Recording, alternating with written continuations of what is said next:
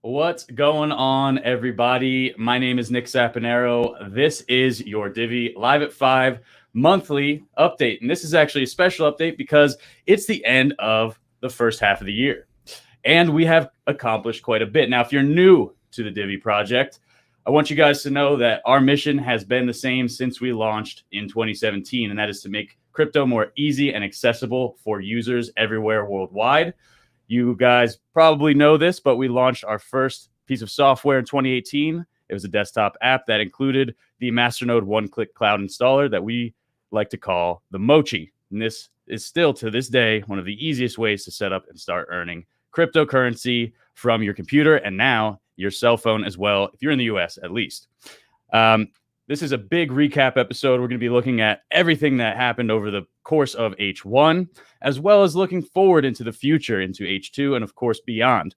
There's a couple little housekeeping items, as usual, that I need to cover before we jump in. First of all, we're live tweeting the show. So if you guys aren't following us on Twitter, you definitely want to head over to @DiviProject on Twitter, and you can see all of the live tweets that are basically summarizing what I'm talking about. Also, another housekeeping item, Bitrue. If you're using the exchange, Bitrue, the Divi addresses on Bitrue are changing. So if you're used to depositing your Divi to a specific address, be sure to be on the lookout for that address change. More information is on our blog. All right, now that the housekeeping boring stuff is out of the way, we can jump into one of my favorite segments, which is the crypto market update.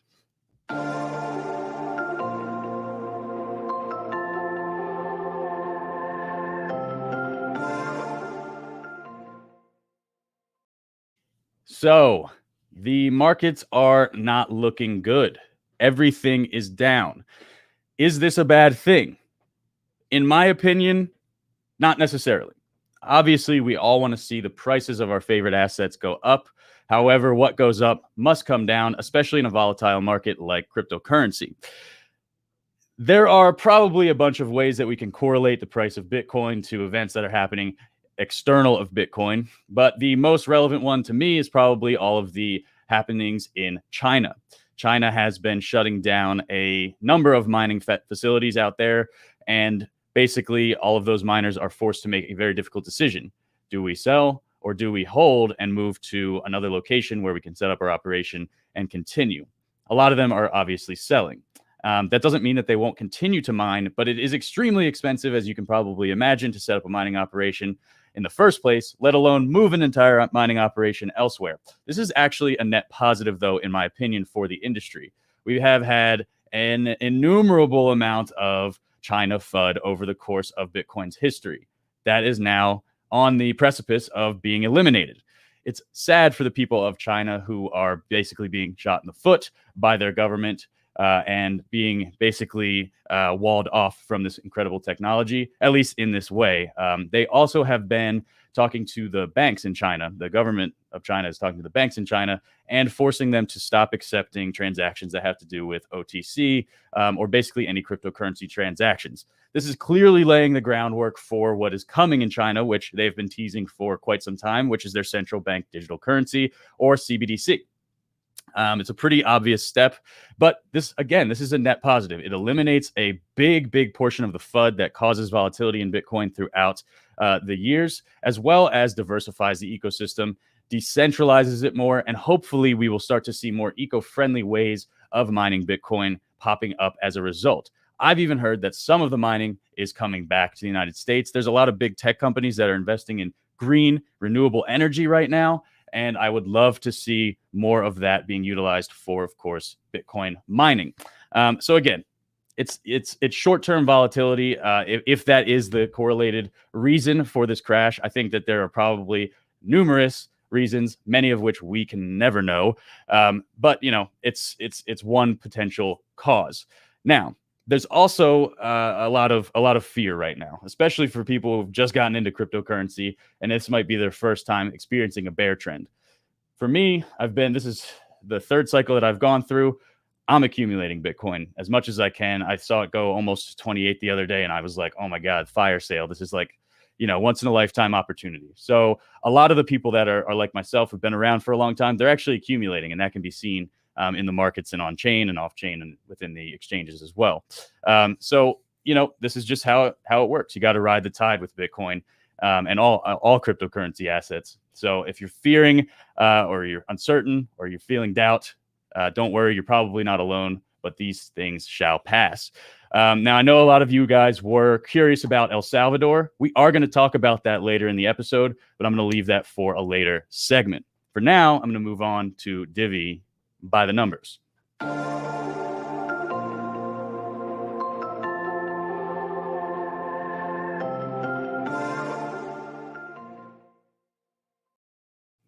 Now, typically we go over just the basic Masternode numbers and things like that. But being that this is a very special recap episode, we are at the end of H1 of 2021.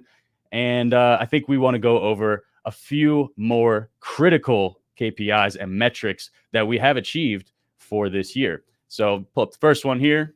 This one kind of just goes over our economic performance in the first half of 2021. We actually are up even at the current valuation. And of course, this was made probably yesterday. So it might be a little bit off, but based on the time that this graphic was made, we're actually up against Bitcoin about 11%. The price against USD, 28%. The amount of Divi in nodes has gone up 50%, 50 million. I think that's even higher now. The supply, of course, has increased by 14%. That's coded in. And then our market cap, we've gone 46% up. That's amazing.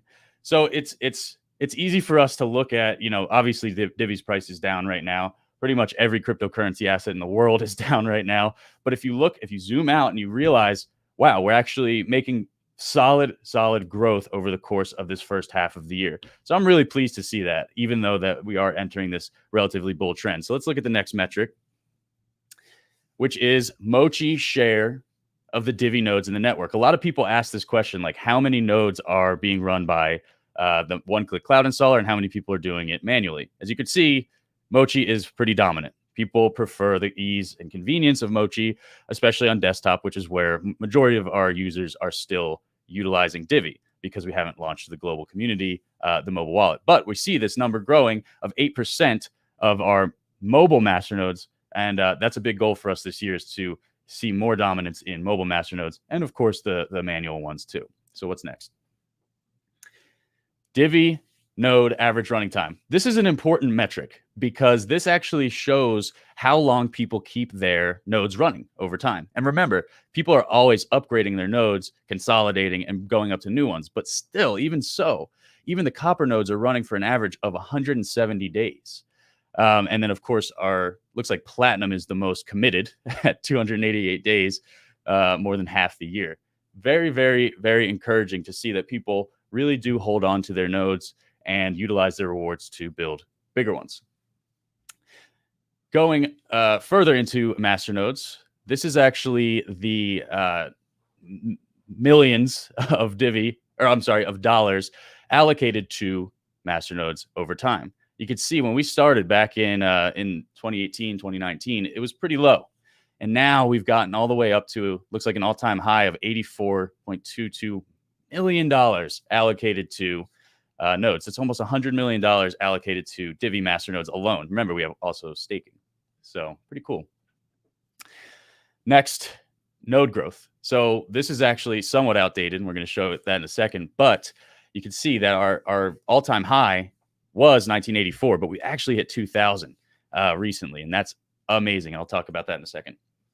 But first, we'll talk about the actual number of Divi coins in these nodes, which right now is 1,222,000,000 Divi, which is more than half the ecosystem allocated to Masternodes. Fantastic, extremely strong network as a result of that allocation. Of course, Divi Price all time. We've seen a lot of volatility, especially over the past couple of weeks. When this snapshot was taken, it was 4.5 cents. I think we've been in that range for the past couple of days. But again, we're still up 11% over the first half of the year. So very, very good. Moving forward. So this was the exciting thing. Current all-time high of masternodes is 2,000 masternodes. Now, why is this interesting? Because if all of those nodes were copper nodes, which require 100,000 Divi, there would be over 12,000 nodes in this ecosystem, which is more than any other masternode coin has ever had, even Dash. I think Dash's all-time high is something like 5,000, right? So if this was all in one tier, we'd have over 12. I think it's like 12.5 thousand nodes, and we have 2,000. This is a very, very encouraging because we have so many new people coming into the ecosystem. We have people reallocating their rewards to make new nodes. People are very committed to running a Divi node. And that's really encouraging to me and the team. And we can't thank you guys enough for showing that level of support. And it's a great way to, ensure that you are in these times of volatility, continuing to earn additional crypto and riding out the storm. So very, very, very, very excited about all of these numbers. But that's not all that we did in H1. We also soft launched a mobile wallet, which was very, hyped up. It was very exciting to our community. Everybody had been waiting, including us, to launch this. So now it's soft launched to the United States. We have a beautiful plan for rolling it out to the global community. And we are very, very excited to get that started. But we are being a little bit hampered in our progress by attorneys. This is a global rollout, requires a lot of pragmatic thinking. And of course, I'm not blaming anyone, but it's the attorneys. So we also listed on the fifth biggest exchange in the world, KuCoin. That was another huge get for us because it exposes our coin to a bunch of new people, as well as legitimizes the project a little bit more than it already had been. We have a patent that has been published for the remote broadcast masternodes, which is how we are able to do mobile masternodes in a decentralized fashion. That's very exciting too. Not a lot of coins go after patents. This opens up a lot of business cases for us as far as licensing is concerned, as well as offers an open source technology to any other node operators who want to mimic what we're doing. We've expanded the team. We're up to 40 employees now. 40 people work for Divi. They're not all full time. I think probably half of them are full time. The rest are part time or working days here and there. But nonetheless, 40 people working on this project. And we have a huge community of people that are doing their own efforts on a daily basis, which we, of course, appreciate. We have gotten some really great influencer pickups. So I don't know if you guys saw, but Vosk Coin, he just did a great review. I think he's going to do some follow-ups. We had Gentlemen of Crypto. I was on their channel. He did an amazing review. I just went on Bitcoin for Beginners. And I've seen a couple other pickups recently for reviews of Divi and our new wallet, the mobile wallet. It's great. It's great to see this this organic traction, as well as, of course, some paid reviews and sponsored stuff as well. So additionally, outside of just the influencers, I have a lot of media pickups recently. Cointelegraph, we've done some stuff with them. We've seen Financial Times, a bunch of different publications have picked up our quotes or actually interviewed us or done other things. So we're starting to build a narrative from a public relations perspective as well. This is all part of our marketing strategy. Of course, it gets more and more extensive as more and more features roll out to more and more communities across the global sphere. We also hit 9 million Giffy views, which is staggering considering we just launched. When did we launch it? 3 months ago. We just launched this Giffy page or Giffy page, however it's pronounced. And we already are up to 9 million views, which is amazing. That's a lot of eyes on our logo, on our branding, and hopefully people are having some fun with it as well. I've seen some hilarious ones. So awesome to see that. And as you guys know, we kind of culminated this whole half with the trip to Bitcoin 2021 Miami, as well as our trip to Puerto Rico. And I think we actually have a little recap video. Oh, we're not going to play the video yet. But there will be a video, so stay tuned for that. Now, that's H2. I'm sorry, that's H1. It's been a great half. There's always things that you want to get done that just don't get done for one reason or another, that you have to push out, things that are delayed, like I said, by one reason or another. So we do have goals for going into H2, of course, and beyond. But we'll focus on H2 for now, since that's the closest, lowest hanging fruit. We really want to begin increasing the ratio of people on the mobile. So, of course, the global rollout is a huge goal for H2, and it will be achieved. We want to start seeing more people activating their masternodes from their mobile device. It's a much, much easier, in some ways, safer way to run a masternode. So we want to see that more. We're going to be rolling out the wallet to these various regions. The first region looks like it's going to be the EU and the UK. The biggest part of our community outside the US is in the EU and the UK. So that'll be the next strategic location that we roll out to. So EU, UK, get ready, because you're going to have Divi Wallet soon. We're also going to be utilizing our multi-coin angle. As you guys know, we're not maximalists. We're not even Divi maximalists. If anything, we're like multi-coin maximalists. We're going to be using our multi-coin approach to bring in new communities. So we're going to start adding those new coins and hopefully converting them into Divi Nation people. And that's part of the strategy. We're also going to be rolling out staking vaults. Staking vaults, I will be demoing later because they are ready to be demoed. You're going to see swapping. You're going to see the on-ramp. I'm going to Texas next month to be with Bitcoin Ben, at his event. We're going to sit down and meet with him, as well as speak on stage, I think like a few times while we're there. More marketing will be rolling out, more paid media. You'll start to see that. New partnerships, not only with media, but with other companies as well. And this is freaking cool. And I'm allowed to say this now. Institutional money is coming into Divi. Yep, that's right. Institutional money. I've met with 2 hedge funds. I've actually met with many hedge funds, but I've met with 2 that have looked into and agreed to purchase Divi. One is actually setting up a Masternode fund just for the purpose of investing in Masternode coins. And basically the central coin in that portfolio will be, you guessed it, Divi. So, this is important, not because, a big institution is going to buy a lot of coins, but because it legitimizes our fundamentals. It shows that there are people who are highly sophisticated, investing in things, making a lot of money, and they see Divi as a viable investment, the coins especially. And that's really, really remarkable. Their reasoning behind it is mostly because we're making everything so simplistic, and they share our vision that is the path to mass adoption. We have to make crypto easier and push the blockchain to the background.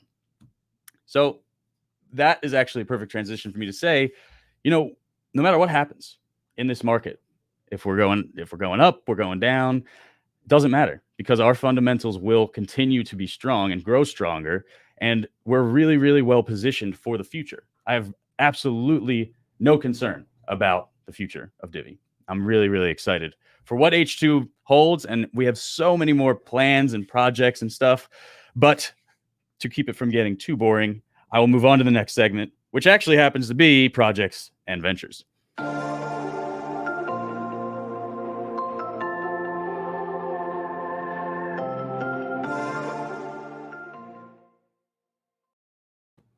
Now, we had a request from one of the community members last month to get a little bit deeper into the tech, explain a little bit more about what exactly our technology is, how it works, what it does, etc. And I thought for this episode, no better technology would be suited than staking vaults, especially because it's the next feature that's going to be rolling out in the mobile wallet, and we have a demo to play later. So Frisco is going to ask me some off-the-cuff questions that we definitely didn't plan ahead, and about staking vaults, and I'm going to answer them. So let's get into that.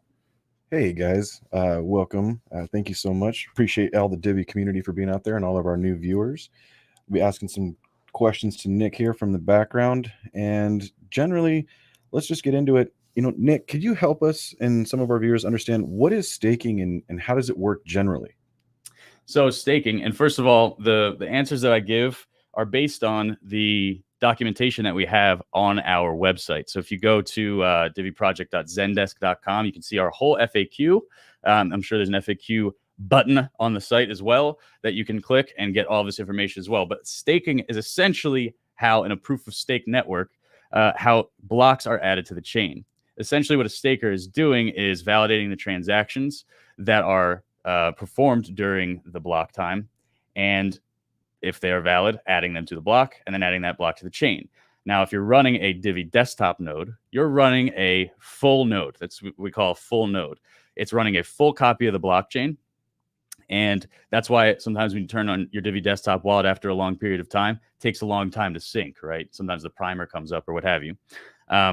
When you stake, when you have those 10,000 Divi in your wallet and you stake, you're actually participating in the network.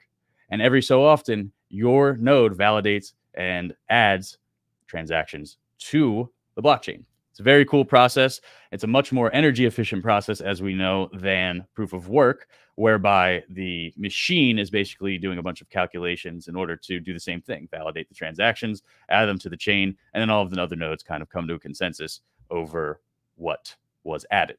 So we call them validators as well. You'll hear them called that. There's other methodologies as well, like delegated proof of stake, which a lot of people argue is more centralized because essentially in delegated proof of stake, you're delegating your coins to a central staking node that's validating. Makes it faster, makes it more scalable, like EOS has DPoS, but it does sacrifice some of the decentralization as a result. We don't do that with Divi. We have pure staking.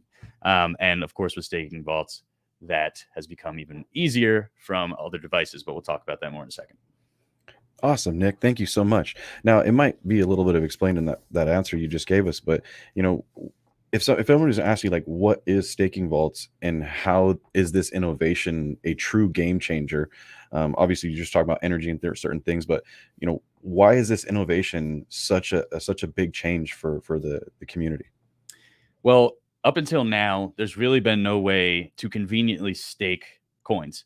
Even on Divi desktop, even on Divi desktop, it's very easy, right? You just click the button and it starts to stake. But you do have to maintain a 24/7 uptime on your internet. You do have to maintain a full node, and you have to run your computer at all times, unless you are sophisticated enough to put it on a server and stuff like that, which of course comes with its own set of caveats, security wise, etc.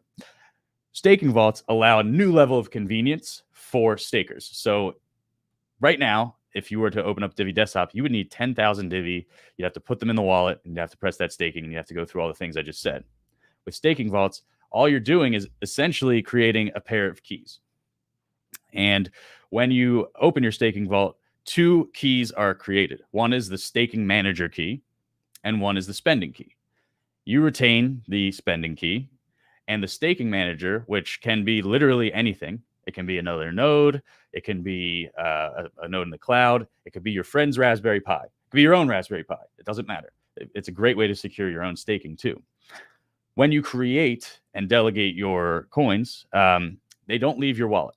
You're not actually sending your coins anywhere. They're not going into a pool, nothing like that. All you're doing is creating a key pair between the staking manager and yourself or your node. Only you can spend those coins. The staking manager can only stake. And when he stakes or she stakes or it stakes, it's really just a computer, all of the staking rewards go straight to you. Why? Because you still have the coins. And the blockchain only pays the actual coin holder the stakes. It's a really, really innovative approach that allows people to actually stake from a mobile phone. And I'm sure in the future we'll be able to add it to websites. And I'm hoping that other developers take it and set up their own services even and create their own staking managers and staking vaults that people can delegate to or allocate to, I should say. The cool thing is when we add this to the desktop wallet, you'll be able to turn your computer off and stake too. So it's a really, really novel solution. It's been very, very difficult to actually create this software. It's never been done before. We've checked. We've actually had a patent attorney look to and see if there's any prior art out there. There's nothing like it. It's absolutely a novel solution, and we're very excited about it. We actually have a little. Can you pull that graphic up? No, the little diagram. Yeah, that's perfect. So here's a little diagram that our very own Neegs created. It's a beautiful explanation. So basically, you can see step 0, user wants to deploy a vault. So he does it as long as you have coins in your wallet. And again, you don't need 10,000 anymore. With staking vaults, you can stake 100, 10, doesn't matter, as much as you have. So this really lowers the barrier to entry. The vault starts up, starts running, and at any time, you can actually dismantle your vault, and it just gets deleted. At all times, the funds, and you can see this never changes over the course of the history of this staking vault in this example, the funds stay in the user's wallet. Remember, that's one of the core tenets of Divi. We will never, ever custodialize your crypto. We have no interest in holding your crypto. And anybody who does is defeating the purpose of crypto. And we'll probably post this up on the website later so you guys can take a closer look. This basically gives you an idea of how we are decentralizing the network and keeping it decentralized while you stake in a staking vault. You got other questions for me? Yeah, Nick, just amazing answers and getting really technical in here. So I'm sure everybody really appreciates it. I'm gonna just kind of combine my last 2 questions into one. Okay. What compares to our staking vaults? Why is ours better?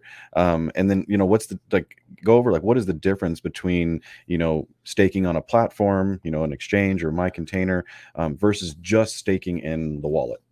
That's a great question. So nothing really compares to our staking vaults. And if I make a comparison, it will defeat the innovation that has been created by staking vaults.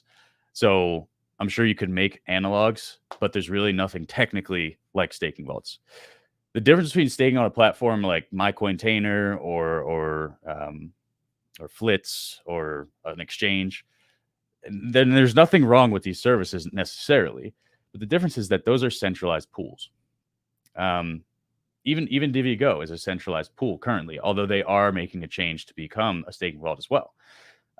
Basically, what happens in that situation is you're basically putting your coins on an exchange or on a platform that's owned by a centralized third party, and they are most likely staking, earning their APY, and paying you out an equivalent amount. Sometimes it's socialized, sometimes it's equivalent to the amount you put in. It depends on the platform. We didn't want to make that sacrifice. It's very convenient to do a staking pool, very convenient. But as you guys know, our philosophy is to never sacrifice centralization for convenience. We can have both, and staking vaults prove that. Awesome, Nick. Final question, just for new viewers and people just getting into staking and understanding it.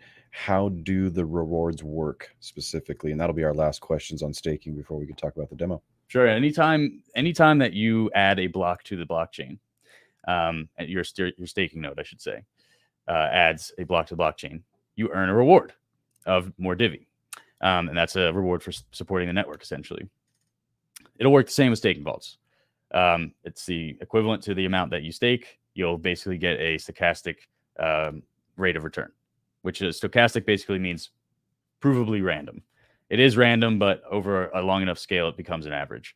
So it will work exactly like it does with the current system, except that it's entirely more convenient.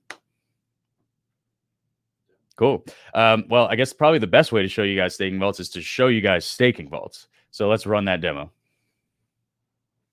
So as you can see, I have 1,000 Divi. Well, Artur had 1,000 Divi. He's opening up the staking vault. He's adding the funds. Now, we're purposefully going to add less than 10,000 Divi. We're only going to add 100 Divi. You can see the fee is quite low. It gives you a little warning or message about what you're about to do. Of course, you approve it. And that's it. That's it. 100 Divi in the staking vault. And just to prove that this actually happened, Artur is actually going to pull up the Explorer, I believe. Yeah, he's going to pull up. So this is the receipt. Pulls up the Block Explorer, which is our test net, of course, Block Explorer. And Oh, I see. He's going to pull it up in the terminal. But yes, as you can see, it's right there on the Block Explorer. Beautiful. So we can cut it there. Now, that's it. And you're like, really? That's it? That's what you guys have been working for 6 months on? Or however long it's been? It's just a click of a button. Trust me. There's a lot of stuff going on in the background there to make that actually as easy as it was. But that's the thing with Divi. It's just expected. Everything is just as it is expected, which may to some people like be underwhelming, because if you didn't come from another crypto wallet, or you didn't come from, the crypto sphere as an OG, or if you haven't been around for a long time, you don't know how hard it was or how hard it's been to access and use and earn crypto. This, to a person that just picked up Divi and just downloaded the Divi wallet, they're going to be like, oh, that was easy. But okay, it's just expected. And that's what we actually want. We want things that are familiar. We want you to expect it to be that easy. And I'm really, really, really proud of our team for making it this freaking easy, because it's quite remarkable. And you can't imagine how much work has gone into making this work in a secure and safe fashion for everybody. So I'm excited for that to go out. The beta testers should have this in their hands. I think it's actually being deployed as we speak. We're just doing some final RPC backend blockchain testing on the actual nodes. But yeah, I actually have it on my phone right now. But the rest of the testers should have it probably over the weekend, if not early next week. So now, can we play the Miami video now? Okay, cool. Yeah, so we just had an amazing time in Miami and Puerto Rico, but it wasn't all just fun and games. We got a lot done, but we will show you some of the fun stuff that we did here with this video. Bitcoin 2021 conference here in Miami, Florida.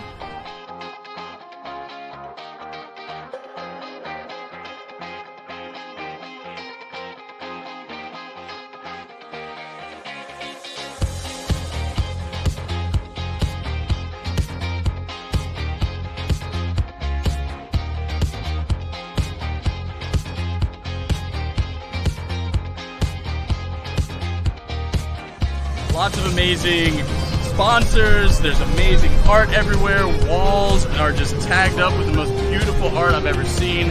I am absolutely stoked. I mean, if you look at this wall right here, we got the bull, we got the Bitcoin logo. It is really, really, really well done. This day was all about meetings, and we did. We actually got a chance to talk to some new partners, some potential partners, and the media. I actually got to talk to Rachel Wolfson from Cointelegraph and Forbes. Maybe she'll even use a quote of mine. We will see.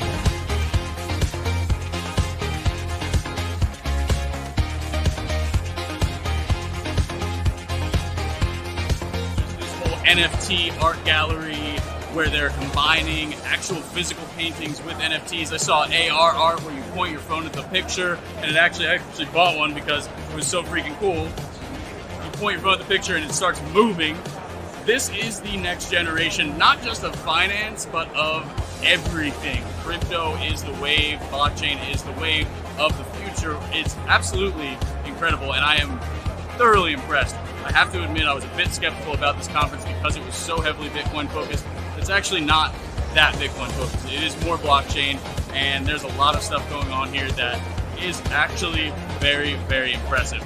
Playboy's here, which is crazy. There's some big brand presence, but there's also a lot of those smaller brands that do round out the conference and make it that, small business, entrepreneurship on the come up. Absolutely, absolutely impressed. I love it.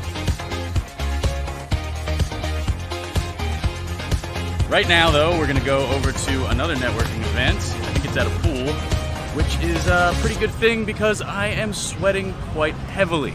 So I'm going to leave you with that, and see you next time. All right. Yeah, it was a great time. But we did get a ton of stuff done. But maybe more importantly, we made some new partnerships, and we got a lot of internal stuff done, especially in Puerto Rico, where for the first time ever, our entire C-suite, except Zoe, unfortunately, were all in the same room. We actually got to sit down in front of each other's faces because, as you guys know, Divi is a decentralized company. We're completely remote. So, it was great to really get a lot of the strategic stuff lined up right there in person, just meeting for hours upon hours every day, and then having all these people come through our Airbnb. New opportunities abound. It's very, very, very exciting, and I'm super stoked for you guys to actually hear about a lot of what happened. But of course, that's not for this episode. What is for this episode is something that you guys have been asking about a lot, which is the El Salvador delegation. Our very own Jeff McCabe actually was with Brock Pierce and a bunch of other heavy hitters in the industry, as well as most of the financial ministry from El Salvador. And actually have Jeff here as a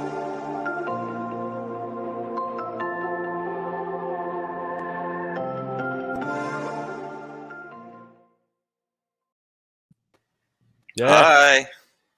How's it going? Good.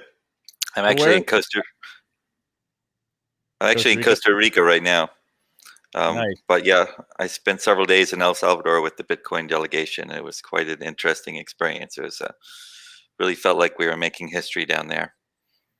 You were. It was. This entire event, which of course was actually announced at the Bitcoin 2021 conference in Miami, has shaken the entire world. It's shaken the industry, and it's a new paradigm for crypto and for blockchain. But there was a lot of stuff being told to us, like through mainstream media and on Twitter and YouTube, and maybe since you were actually there, you can help us clear some stuff up. So first of all, I mean, what was like the key takeaway? What were some of the key takeaways from actually being there in the room with some of these people? Well, the main thing was sort of a sense of hope and inspiration, because the El Salvador government is really amazing. They're very dedicated to this project. They're very dedicated to their people. The president, I believe, has the highest approval rating of any president or world leader, at around 92%. And they also have control of Congress, which was elected democratically. And so they have a mandate from the people. They've done so many good things in 2 years for the country, by the way they run it, basically like entrepreneurs, that they have a mandate from the whole country. So they basically announced this Bitcoin thing. People don't really know what it is, but they're excited about it. They know it must be good because this government wants to do it. So they're all sort of lining up and getting excited about it. And if people haven't sort of read what's going on, their approach to doing it is really quite remarkable in that they're going to airdrop $30 worth of Bitcoin to every citizen in the country who applies. And so that's interesting, because it's going to be that's never happened before. I mean, there's not a single town in the world that has every person in the town, probably not even many households, that everybody in the household has it, right? So it's really interesting to think of what happens when everybody simultaneously in the country is going to get a little bit of Bitcoin. They may, of course, go out and buy beer with it or cash it in for dollars. But what each person will discover is that crypto is not as scary as they've probably been told. And it's not as difficult as they probably imagined it was. It will become normal. And what's really great about it is that 70% of the people in El Salvador don't have any bank accounts. So that means for 70% of the people, their first financial interaction with the world will be with Bitcoin. And that's the majority of the country. So when you think about the possibility there, I get really excited, And of course, Divi is not Bitcoin. Bitcoin is not Divi. But we have a lot of possibilities there, because everyone in the government is aware that there are other cryptocurrencies in the world, but Bitcoin is where they want to focus at the moment for various reasons. Right, and we'll get into that in a second. But before we do, I want to address this airdrop thing, because it's received a lot of criticism in the press for one reason or another. And the app that they're using for the airdrop is the same app that's been used primarily for this big rollout, called Strike, which is like a Lightning Network app. And I actually have an article that came out on Decrypt today, which I'm going to share right now, where basically the criticism is that this application is potentially operating out of compliance with whether it be U.S. state regulations because of the money transmitter license regulations, or potentially even illegally in the Central American jurisdictions. What do you say about this? I mean, I obviously, as you know, non-custodial apps don't really have the same guidelines. I mean, what do you think about this? Is this an actual threat to the rollout? Because this is already a really delicate situation. I don't, we read the article and it was like so ridiculous. They didn't do their research. The Strike app is non-custodial in the United States. They're not required to have a license for people to use it because they're not holding people's coins. Now, what Strike is doing is they're building a special custodial app for the El Salvador government, which actually makes sense. I mean, we don't like custodial stuff, but it makes sense when you're talking about a very unsophisticated population that's not well trained in how to use crypto, and there's a lot of accidents that can happen. And that's one of the things that we started talking to them about is we know like all the bad things that are going to happen. We know, the second wave of people that come in there, of snake oil salesmen.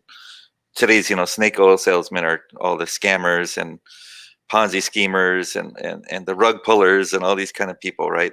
They all gravitate to crypto because you can basically print money and run away with it. And so we know they'll all go to El Salvador. And so that's one of the things we talk. Some people were calling the delegation snake oil salesmen. Yeah, what was the feeling on the ground there, like with the tribalism that was going on?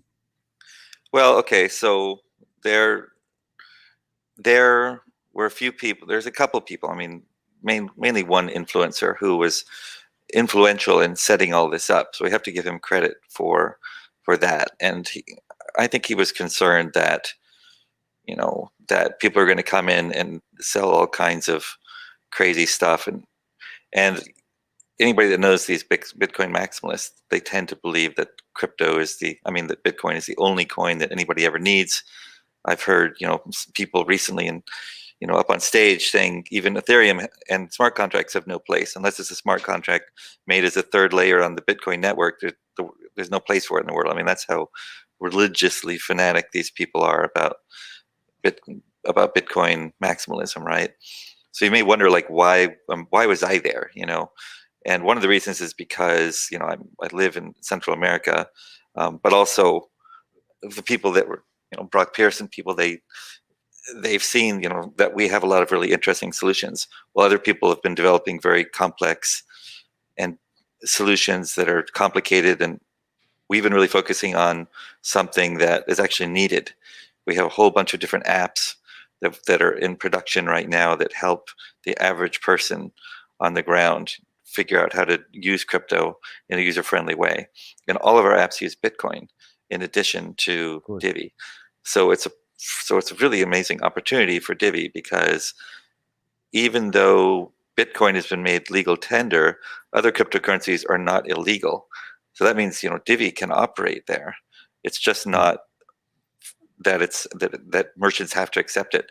The one thing that's interesting is that the way I read the law there, it was basically reported that when you call a coin legal tender, that means that everyone is forced to accept it. If the seller of a product wants to give it to you, you have to accept it, which creates a problem, right? Because not everybody knows how to use this stuff. Right.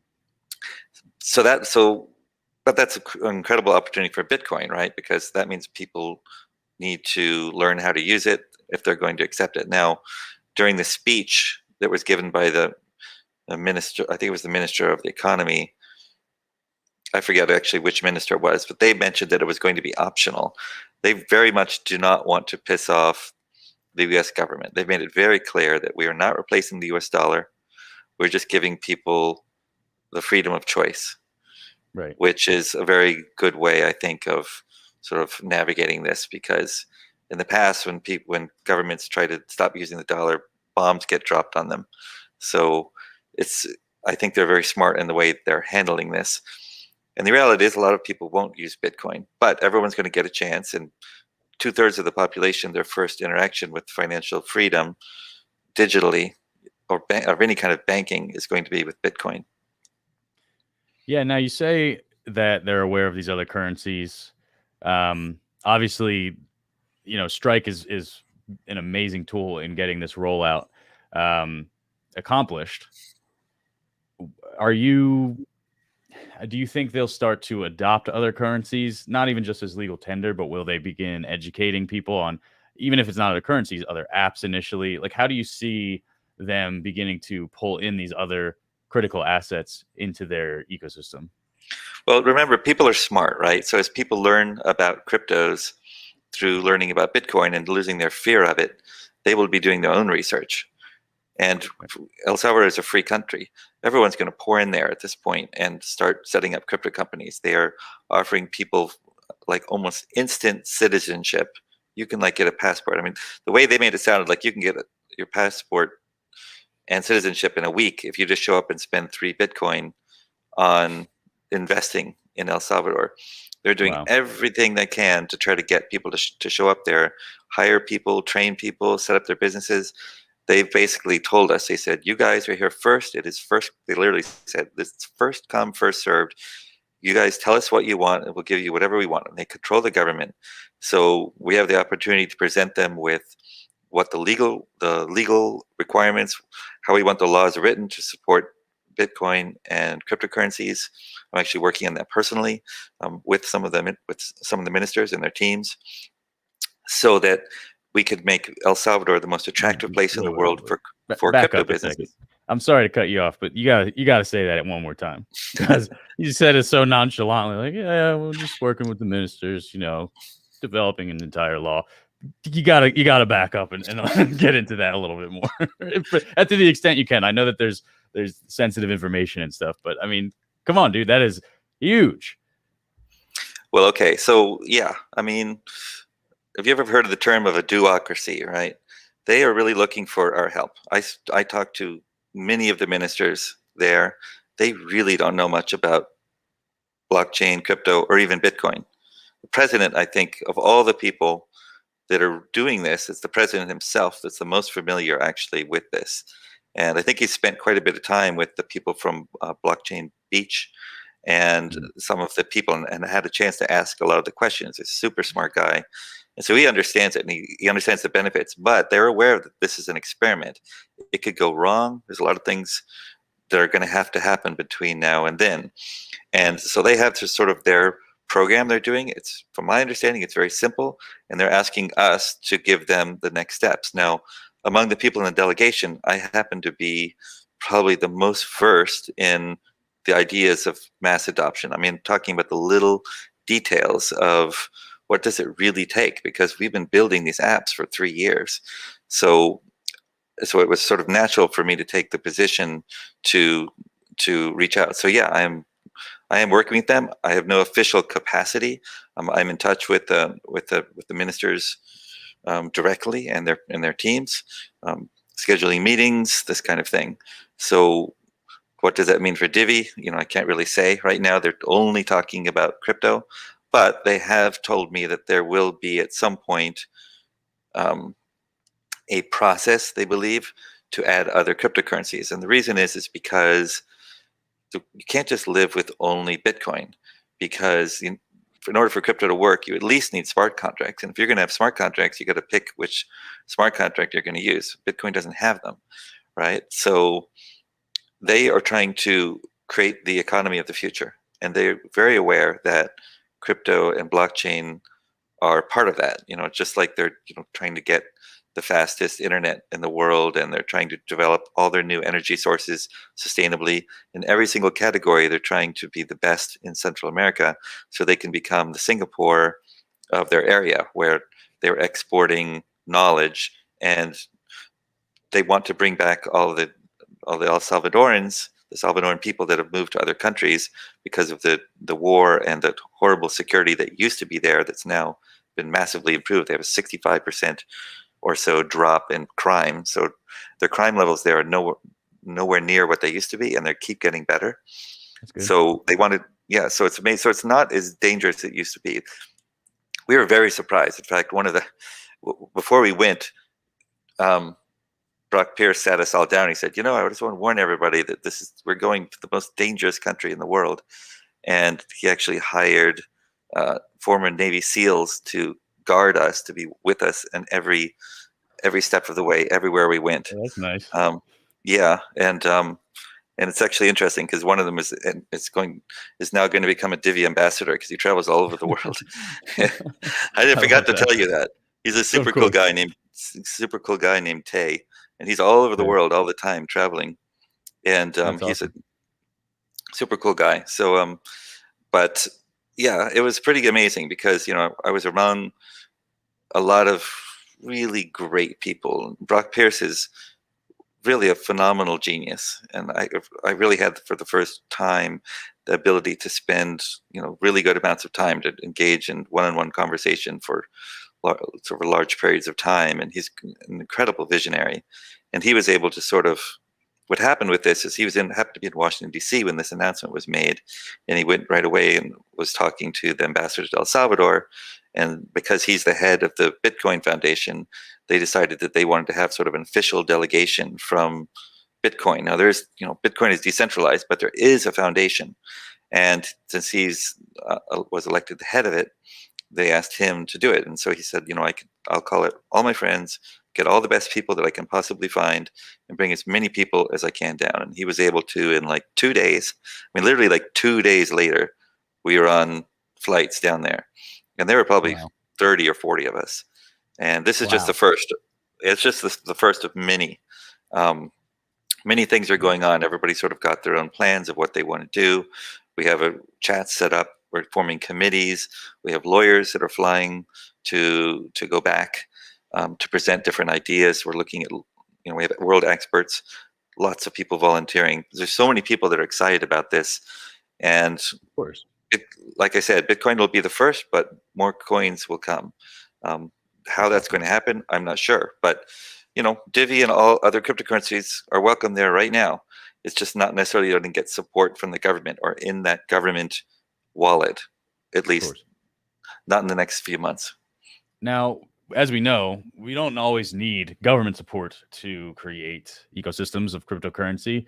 One of the things that we talked about, I guess it was like late last year, early in this year, was Permatech, which is a cryptocurrency ecosystem that you're building in Costa Rica that allows people to basically, come work, relax, network, etc. It's kind of a digital nomad ecosystem or a little space that only accepts cryptocurrency.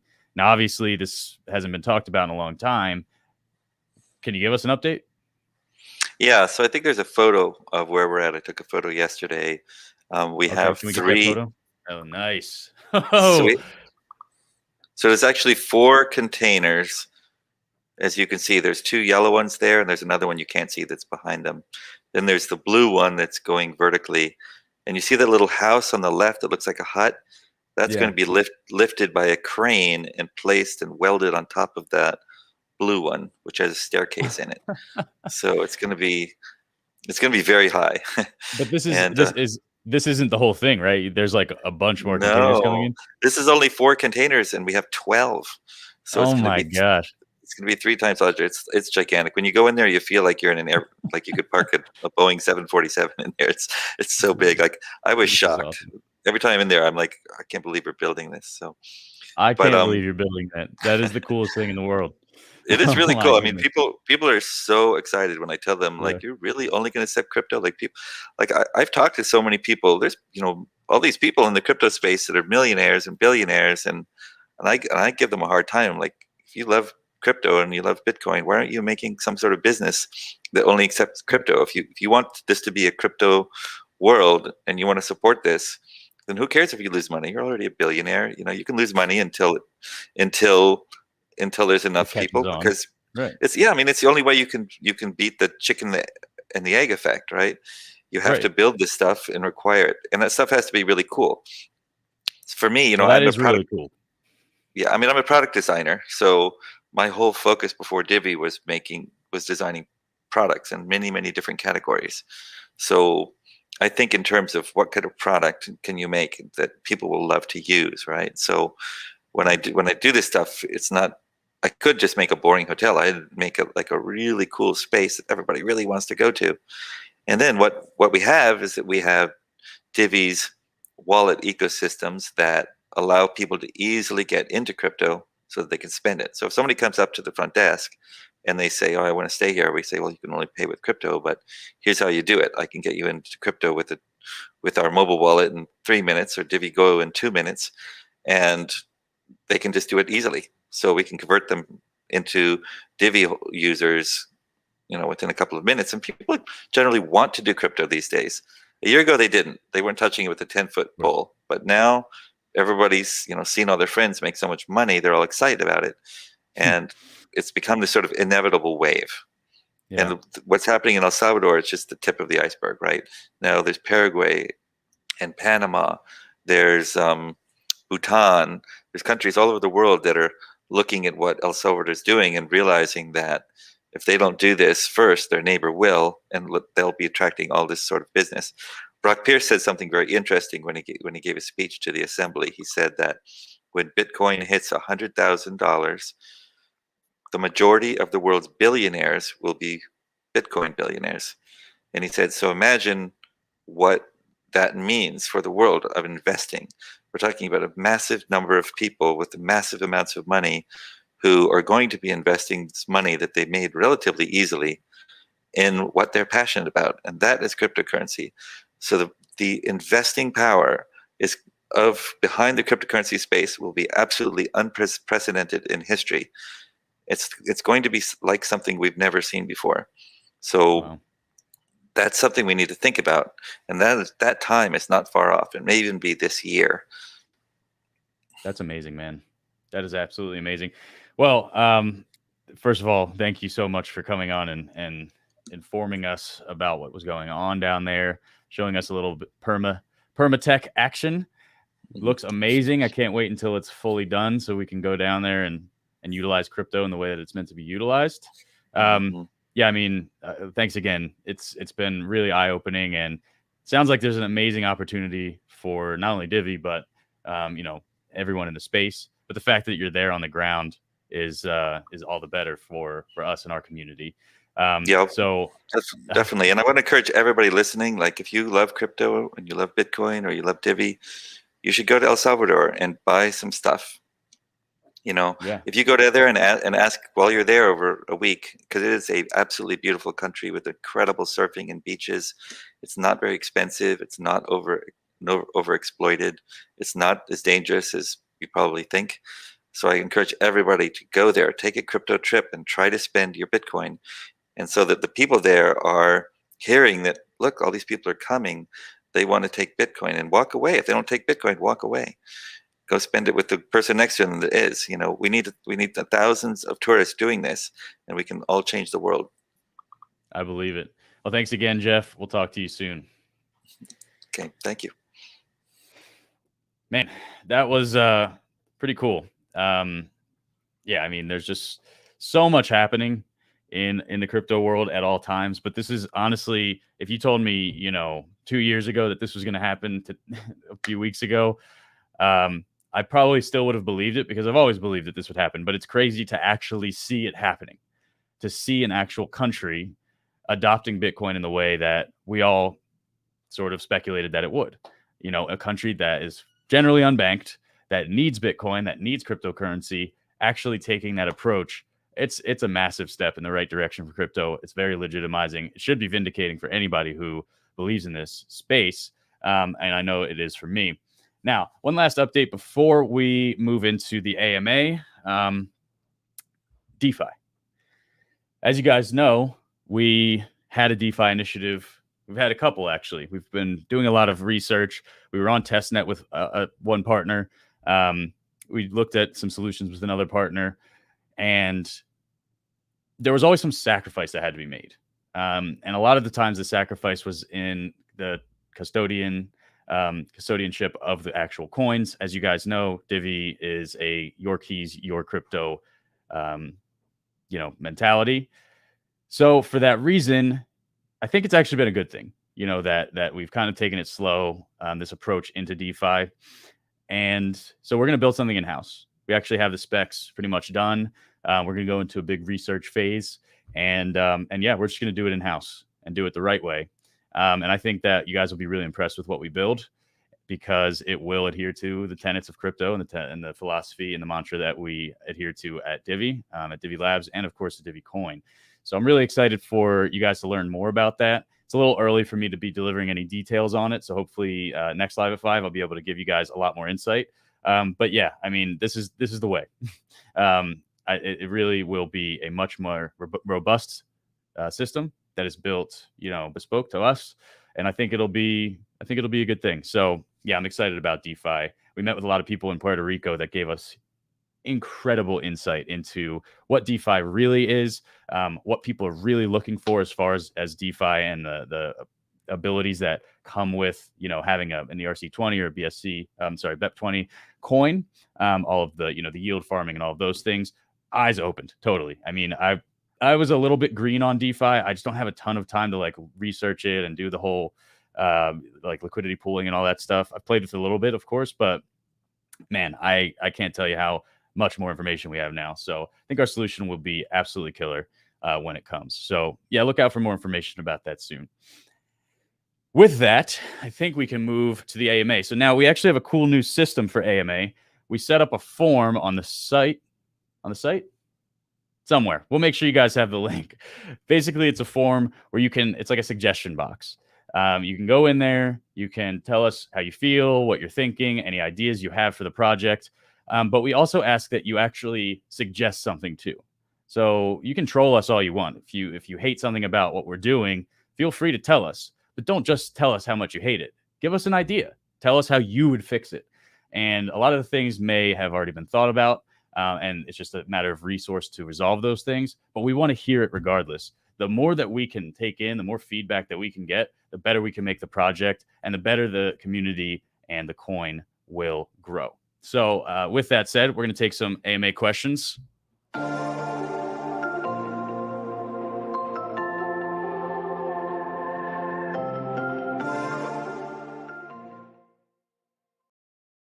Okay, so first question is from crypto homie Chris Divi.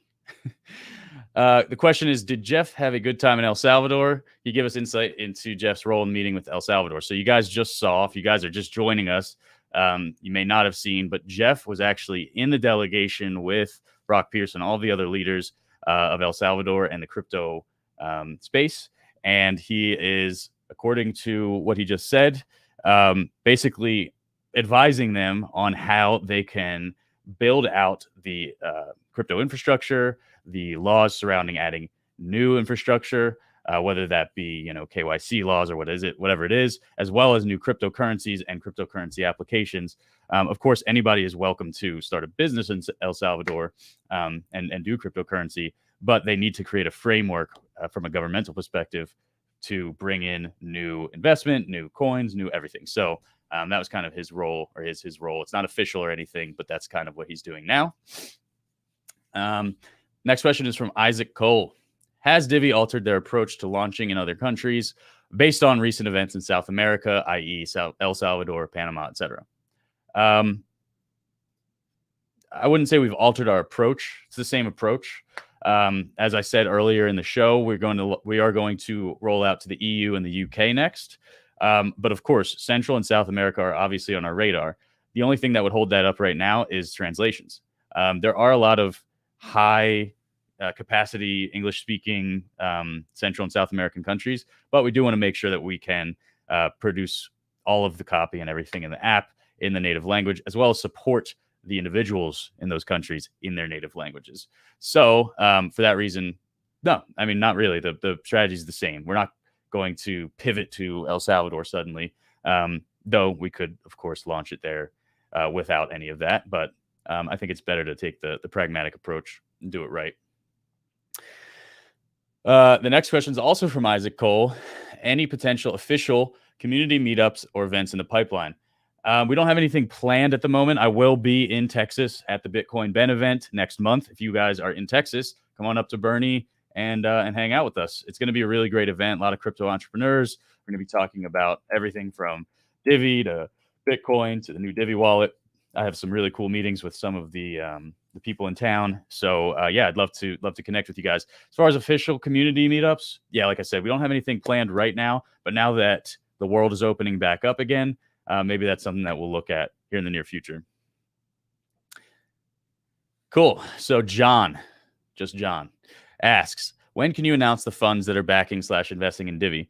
I got approval to say that the funds were investing today. I will do my best to get approval to say the names, but I have to respect the wishes, obviously, of these organizations. But yeah, of course, we want to be as transparent as possible. We're very excited about it, but I also want to shoot us in the foot. So, great question. What's next? Isaac Cole again. You are a curious man, sir. I love this. Question: is there an overall ratio of desktop Mochi nodes to mobile Mochi nodes that maximizes network stability and security? No, not necessarily. The network is incredibly decentralized. As you guys know, when a Mochi is deployed, it's kind of deployed on this round robin scale. So it might deploy to Amsterdam, it might deploy to Singapore, it might deploy to any number of regions across the entire world, and any number of data centers on any number of data center providers. So it's not just AWS, it's not just DigitalOcean. We use a variety of providers to make sure that in every sense, it's as decentralized as possible. There's no necessarily ratio. It can be as weighted as it is today, and it can fluctuate as it will. Jim Flanagan. What's up, Jim? Question is, when Divi goes to $1, will the amount needed to run a masternode be less?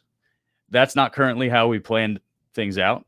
But a big part of what we've done is create things like the staking vaults, which do allow for now any amount of Divi to be staked, including one Divi, so $1. Of course, you won't be making buku bucks on a one Divi staking vault, but the same tenets apply. We want to make it as accessible as possible. There has been some discussion in the community as far as making like an iron node, which would be like a much lower tier.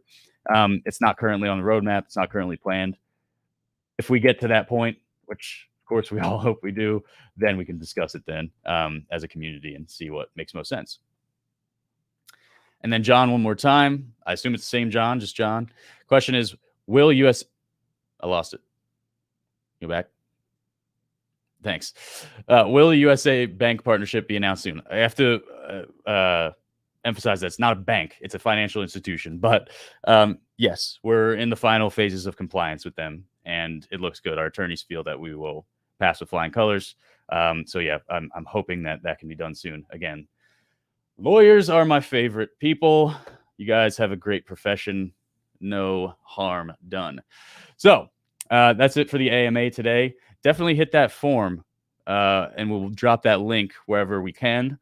And make sure you put those questions in for the next AMA. I think this is a better way of doing it. I know Kyle was collecting your questions as well throughout the stream, so I think that worked pretty well. And we'll try to always make the AMA a little bit more streamlined and enhanced so that everyone's questions could get answered in a timely fashion. But that's everything that I have for this H1 Divi Live at 5 update. I really, really can't tell you guys how much we appreciate you coming every Friday, joining us live, watching and participating.